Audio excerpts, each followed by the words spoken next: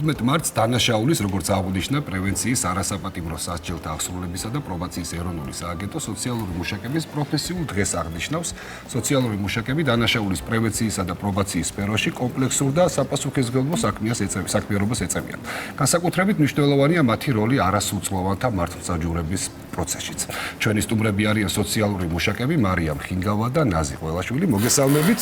მოგბრძანდით ჩვენთან. ულამაზესი ქალბატონები მოგზაურობთ ჩვენთან. დაბრძანდით. მადლობა რომ მოხვედით. მადლობა თქვენ. როგორ ბრძანდებით?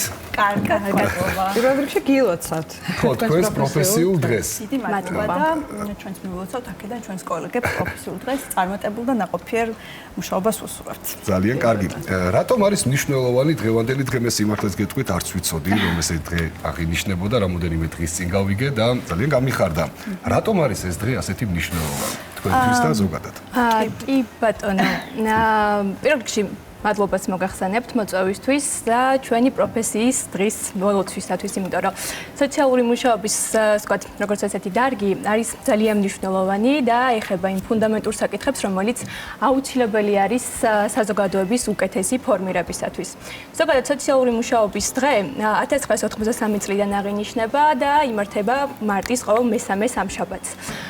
ეს დღე ზოგადად პროფესია კიდევ ერთხელ ხაზს უსვავს სოციალური მუშაობის როლის გაძლიერებას და იმ მნიშვნელოვან ფუნდამენტურ ღირებულებებს, რომელიც პროფესიის დასაწყისიდან დღემდე ესე სრულყოფილად ფუნქციონირებს. ძალიან მიყვარს ჩემი პროფესიული დღე. გამომდინარე იქიდან, რომ ამ წელს, ვთქვათ, ამ დროს კიდევ ერთხელ ვუფიქრდები განვლილი წლის შეჯამებასავით ვაკეთებთ მოკლედ და ვუფიქრდები იმას, რამდენად გავიზარდე პროფესიული მიდგომების კუთხით, რამდენად ჩავძელი ჩემი ბენეფიციარების დახმარება და მივაწოდე თუ არა მათ ის საჭირო და ღირებული მნიშვნელოვანი ინფორმაცია და მომსახურება, რომელიც ყველაზე მეტად სჭირდებოდათ. მოკლედ აქედან იწყება თქვენი ახალი წელი ამ დღიდან.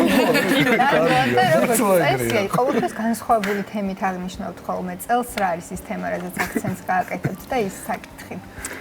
კი ბატონო, ყოველ წელს ახალი რაღაც სლოგანივით აგვაქვს ხოლმე, რომელიც მნიშვნელოვანია პროფესიის განვითარებისთვის.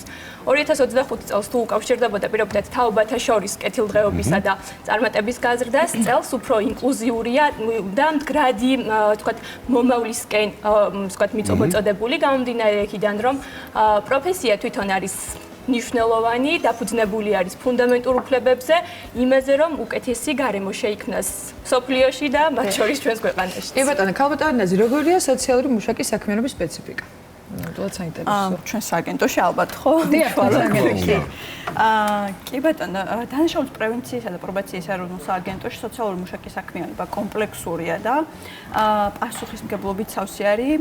რა თქმა უნდა, მუშაობის ყველა ეტაპზე სოციალური მუშაკი ხელმძღვანელობს პროფესიული სტანდარტებით და ეთიკური კოდექსებით და მნიშვნელოვანი არის, რომ ჩვენ სამიზნე ჯგუფს წარმოადგენს სრულწლოვანი და არასრულწლოვანი პირობითი მსჯავრდებულები და ასევე, რა თქმა უნდა, სისხლის სამართლებრივი პასუხისმგებლობისგან განრიდებული არასრულწლოვნები და 18-დან 21 წლამდე ახალგაზრდები.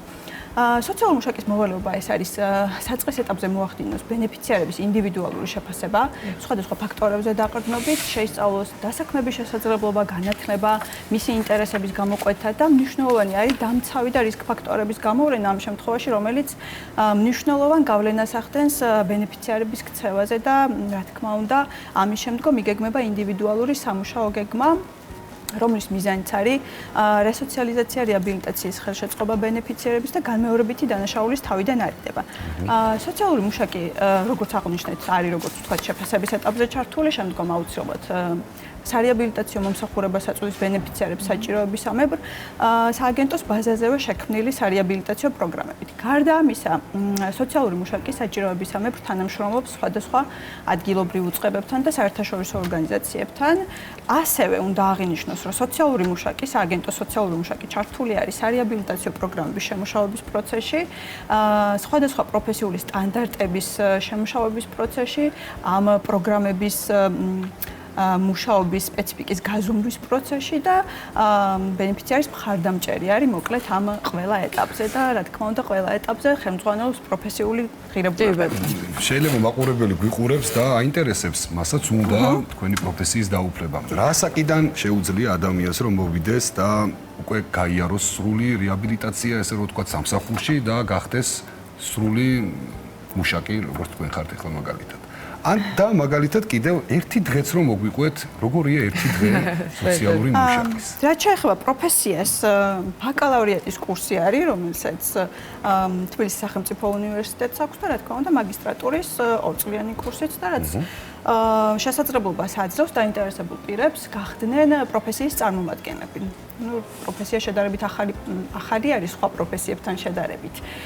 და ძალიან საინტერესოა და მოთხოვნადი არის ნამდვილად და მოხარული ვარ, რომ წლიდან წლამდე იზრდება მსურველთა რიცხვი, იმიტომ რომ საჭიროება ნამდვილად არის ქვეყანაში სოციალური მუშაკების. ნამდვილად და ასევე აუცილებლად აქ უნდა გკითხოთ განმეორებითი დანაშაულის პრევენციაზე, რომელიც ძალიან მნიშვნელოვანია. ზოგადად როგორ უწყობს ხელს სოციალური მუშაკის საქმიანობა აი განმეორებითი დანაშაულის პრევენციას? სააგენტოს მთავარი მიზანი არის ზუსტადაც განმეორებითი დანაშაულის პრევენცია და განმეორებითი დანაშაულის თავიდან არიდება და სოციალური მუშაკი ასევე არის მულტიდისციპლინური გუნდის წევრი, რომელიც შექმნილია სააგენტოში და თანამშრომლობს როგორც პრობაციის ოფიცერთან, ასევე ფსიქოლოგთან და ერთობლივად იგეგმება ეს რეაბილიტაციო პროცესი აწვდიანი მომსახურებას, რომელიც მიმართულია იმ რისკებზე, რამაც გავლენა იქონია ბენეფიციარის სამართალდარღვევ ქცევაზე და მიზანს ვემსახურებით ერთობლივად, რომელიც არის ის, რომ თავიდან ავირიდოთ განმეორებითი დანაშაული. კი ბატონო. ერთი დღე მაინტერესებს თქვენი ძალიან, აი როგორ იწყებთ დილით და როგორ გრძელდება არასრულწლოვნებთან მიმართებაში, თუნდაც აი ეს ჩვენთვის ზოგადად ძალიან მნიშვნელოვანია, ხო, რომ განმეორებითი რაც მარიამმა დასვა, კითხვა, რომ განმეორებითი შემთხვევები ძირითადად ძალიან ხშირია, რომ არასრულწლოვნებს იქვე უთხრა, რომ ეს არის არასწორი, რასაც აკეთებდა მანამდე. აი ეგ როგორ ხდება, როგორ აკეთებთ ამას? კი ბატონო, ერთ დღესთან დაკავშირებით გეტყვით, რომ პირველ რიგში ხდება სოციალური მუშაკების მიერ თითოეულ არასრულწლოვანთან დაკავშირებით თუ სრულწლოვანთან დაკავშირებით, ან 18-დან 21 წლამდე პირებთან დაკავშირებით ინდივიდუალური შეფასების ანგარიშისა და გეგმის მომზადება, რომელიც სრულად ცხადყოფს იმ ინფორმაციას, რაც საჭიროა შემდგომ დავგეგმოთ სამომავლოდ, რა უნდა გავაკეთოთ და რა ქმედითი ნაბიჯები უნდა გადაიდგას ამ მიმართულებით. რა თქმა უნდა, სოციალური მუშაკი წინა დღეს ურეკავს არასრულწლოვანს, ან მოკლედ სრულწლოვან პირს, უთანხმდება კონკრეტულ დროზე, როდესაც უნდა მოვიდეს და მიეწოდო კონკრეტული სარეაბილიტაციო პროგრამა. თუმცა ეს ესე მარტივი არ არის. გამომდინარე იქიდან, რომ ქონია შემთხვევები, როდესაც არ იცი სად მიდიხარ, არ იცი ვინ დაგხვდება, იქ ძალიან რთულია, რომ რაღაცა დადებითად განიმუხტო ამ ყველაფრის მიმართულებით. თუმცა სააბედნიეროდ საომავლო შედეგების შემდგომ ცხადყოფს იმას, რომ ყველაფერი მიმდინარეობს, ასე ვთქვათ, კარგად, წარმატებულად და შემდგომ ეს ნეგატიური განმარტება აი ძალიან დიდი, რომ ადამიანს აბრუნებ იქ, სადაც მისი ადგილია. კი ბატონო. როდესაც გრძნობ, რომ შენ შედეგზე გახვედი, შენ შეძელი ამ კონკრეტული პირის რეაბილიტაციის პროგრამის წარმატებით დასრულება, ეს არის ყველაზე დიდებული გრძნობა სოციალური მუშაკისთვის. დიდებული გრძნობა მათთვისაც თქვენთან რომ მოდის, ჩემი აზრით. შერეკილების ცნობილი ფრაზა არის ყოს, ბრეკეთ კაბადორი მარგარიტა. საზოგადოებაში საზოგადოებაში არსებობს სტიგმა. Ну, რომ ამ პროგრამებში შეიყვნენ ჩართული ადამიანები. ამ შემთხვევაში რა როლი ეკისრება სოციალურ მუშაკს? პირველ რიგში სოციალურ მუშაკსა და ბენეფიციარს შორის უნდა დააყარდეს ძლიერი რაპორტი იმისათვის, რომ შემდგომ ჩვენ ვთქვათ დავეხმაროთ მას ქმედითი ნაბიჯების გადადგმისათვის. აუცილებელია ასევე საზოგადოების მიმართულებითაც ცნობიერების ამაღლება, პოპულარიზაცია თვითონ, რომ ეს არის მეორე შანსი, რომელიც აუცილებელი არის იმისათვის, რომ შემდგომ განიცადოს რეაბილიტაცია და პოზიტიური ცვლილება კონკრეტულმა ბენეფიციარმა. აქედან გამომდინარე სოციალური მუშაობის წვლილი უნიშნელოვანესია, იმიტომ რომ მუშაობთ როგორც ბენეფიციარის ცნობიერების ამაღლების მიმართულებით, ასევე საზოგადოების ცნობიერების ამაღლების მიმართულებით, რათა არ იქნას ერთი დანაშაულით გადაწყვეტილი, რომ ყველაფერი დასრულებულია. პირიქით. ყველაფერი შანსი ეწევა ნამდვილად გამოსწორების. ნამდვილად და განსაკუთრებით, როდესაც არასრულწლოვანებზე საუბარი ძალიან მნიშვნელოვანია თქვენი საქმე და პროფესია, იმიტომ რომ მათთვის მგონია, რომ ზუსტად აი ეს თქვენი დამოკიდებულება და თქვენი საქმე შემდგომ მათ ცხოვრებას განსაზღვრავს პრინციპში, აი ეს არის. სტატისტიკურად ბევრია თქვენთან არასრულწლოვანი. კი, ჩვენს ქვეყანაში როგორია სტატისტიკა? საკმაოდ დიდი რაოდენობა ოპერეჯ განსაკუთრებით მომართვიანობა უფრო მეტი არის. თან პლუს ამას როგორც ნაზიმ ახსენა, სოციალური მუშაკი ჩართულია ყველა საკითხში. იქნება ეს განერდება მედიაციის პროგრამა, ასევე არასრულწლოვან და სრულწლოვან მსჯავრდებულებთან.